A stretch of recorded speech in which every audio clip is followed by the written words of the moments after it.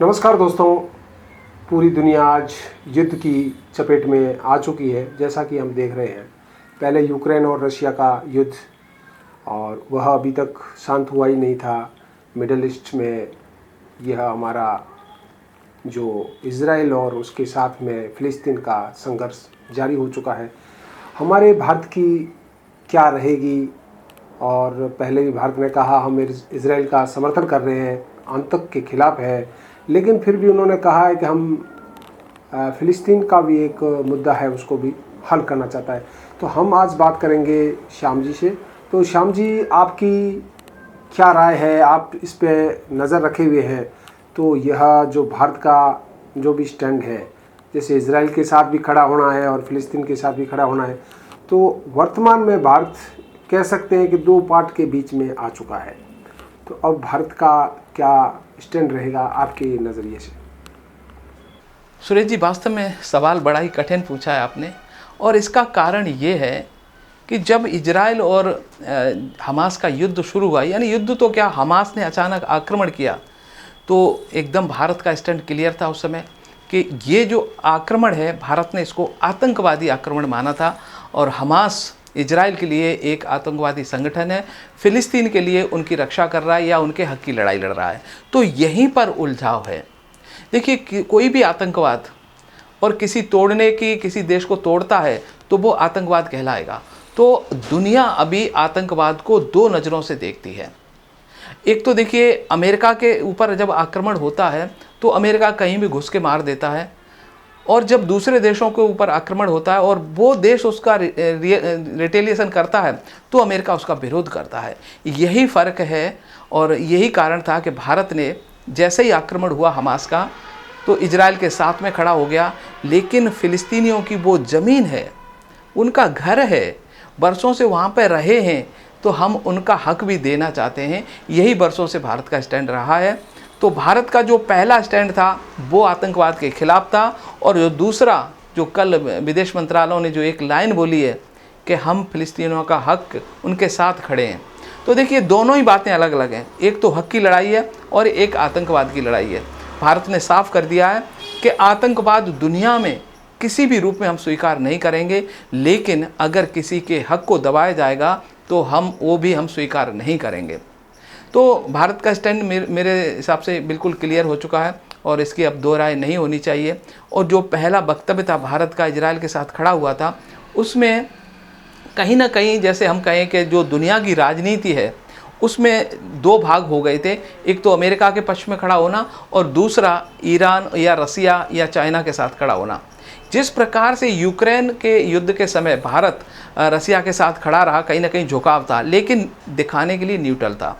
लेकिन यहाँ पर वो न्यूट्रल नहीं रह सकता था, और इसीलिए भारत ने पहला स्टैंड इजराइल के समक्ष रखा, क्योंकि इजराइल से हमारे हित जुड़े हुए हैं, इजराइल ने हमारी विपत्तियों में सहायता की है। और दूसरा स्टैंड हमारे रसिया से भी हित जुड़े हुए हैं, तो रसिया को भी नाराज़ नहीं देखना चाहता था। जिस प्रकार इजराइल का समर्थन करके हम अमेरिका के साथ खड़े थे, तो रसिया के मन में कहीं ना कहीं ये खटास थी कि इंडिया एकदम से अमेरिका के फेवर में कैसे चला गया। इसीलिए भारत को ये एक लाइन का ये अपना वक्तव्य देना पड़ा कि हम फ़िलिस्तीनियों की ज़मीन और बातचीत के जरिए उनका हक, एक स्वतंत्र फ़िलिस्तीनी राष्ट्र के लिए हम उसका समर्थन करते हैं। तो मुझे नहीं लगता कि अब इसमें कोई कंट्रोवर्सी रहनी चाहिए। भारत का स्टैंड क्लियर है, आतंकवाद स्वीकार नहीं करेंगे, और यदि किसी के हक कोई मारता है तो हम उसको भी स्वीकार नहीं करेंगे। तो अब मुझे लग रहा है कि भारत ने जो गलती की थी, गलती तो नहीं कहूँगा, स्टैंड क्लियर था, और यूँ कहूँगा कि अब बिल्कुल क्लियर कर दिया है। जो बीच का रास्ता रसिया और यूक्रेन युद्ध के समय अपनाया था, वही रास्ता वापस इख्तियार कर लिया है। लेकिन आने वाली राजनीति में ऐसा नहीं चलेगा सुरेश जी, कहीं ना कहीं हमको स्टैंड करना पड़ेगा, यानी किसी न किसी के साथ तो खड़ा होना ही पड़ेगा। चलिए, आगे राजनीति में क्या होगा, क्या कुछ होगा, वो आगे हम ये जानकारी देते रहेंगे। फिलहाल भारत का स्टैंड, एक बीच का रास्ता भारत ने अपना लिया है। बिल्कुल श्याम जी, एक सवाल बीच में और भी आता है कि जैसे किसी भी देश की एक अपनी पॉलिसी होती है, और उसके द्वारा, जैसा आपने कहा, एक वक्तव्य जारी किया जाता है, पहले क्या किया, उसके बाद में क्या किया। लेकिन जब एक देश की जनता धार्मिक नज़रिए से जब कोई प्रकार का एक बगैर प्रशासन की अनुमति लिए जैसे हम कह सकते हैं भारत के अंदर उत्तर प्रदेश में हुआ है, तो इस तरह का किसी देश को या किसी देश के पक्ष में समर्थन करना, देश की जो मंत्रालय है या सरकार ने जो वक्तव्य दिया है उसको नज़रअंदाज करना, ये किसी देश के लिए कितना हितकारी है या उसकी आंतरिक सुरक्षा के लिए आने वाले भविष्य में क्या सवाल पैदा कर सकती है? बड़ा ये अच्छा सवाल किया सुरेश जी आपने। एक्चुअली में भारत का अगर हम स्ट्रक्चर देखें तो अनेक धर्म हैं, अनेक तरह के लोग हैं, अनेक संप्रदाय हैं, तो भारत कभी एक मत नहीं हो सकता है। तो धार्मिक आधार पर कोई देश भी नहीं चल सकता है, कोई सरकार भी नहीं चल सकती है।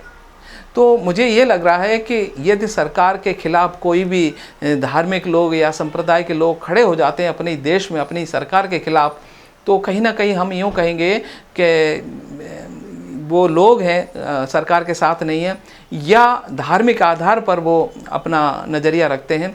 तो उनको सोचने की ज़रूरत है कि हम धर्म के आधार पर ना सोचें, एक राष्ट्र के रूप में सोचें कि भारत का स्टैंड क्या है, और जब हम राष्ट्र के रूप में सोचेंगे तभी हम एकजुट हो पाएंगे। तो कई देशों की राय आप देखोगे तो वो जो सोच रहे हैं एक राष्ट्र के रूप में सोच रहे हैं, और जब धर्म के नज़रिए से देखेंगे तो राष्ट्र पीछे रह जाएगा।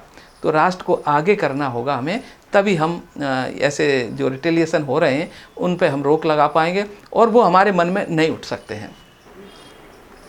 तो मित्रों, जैसा अभी श्याम जी से हमारी बातचीत हुई, उन्होंने अपनी राय रखी है। भारत का स्टैंड अपनी एक जगह पे है, लेकिन भारत को इसमें नहीं उलझना था, क्योंकि आज का जो परिप्रेक्ष्य है उसमें हम कह सकते हैं कि इजराइल तकनीकी में बहुत आगे है और भारत को उसकी ज़रूरत रहती है। लेकिन जो फ़िलिस्तीन है उसमें जो एक हमास का जो गुट है वह पूरी दुनिया में आज कह रहे ISIS से कुछ तालमेल रखता है या उसकी जैसी वह एक्टिविटी कर रहा है। हम भी भारत देश जैसा हम कह रहे हैं वह भी आज दो चार हो रहा है हमारे पड़ोसी मुल्क की गतिविधियों से, तो उसको देखते हुए भारत कहीं न कहीं बीच में कूद गया है। लेकिन भारत के विदेश मंत्रालय ने अपना वक्तव्य दे दिया है, कहीं हद तक वह ठीक है और समय का यह खेल होता है, शायद बहुत जल्दी यह मामला सुलझ जाएगा। वैसे पूरी दुनिया इस पर महाशक्तियाँ बड़ी नज़र रखे हुए हैं और दूसरे में इधर हम गल्फ़ कंट्री का है तो वह भी अपना एक पूरा एजेंडा लेके रखिए।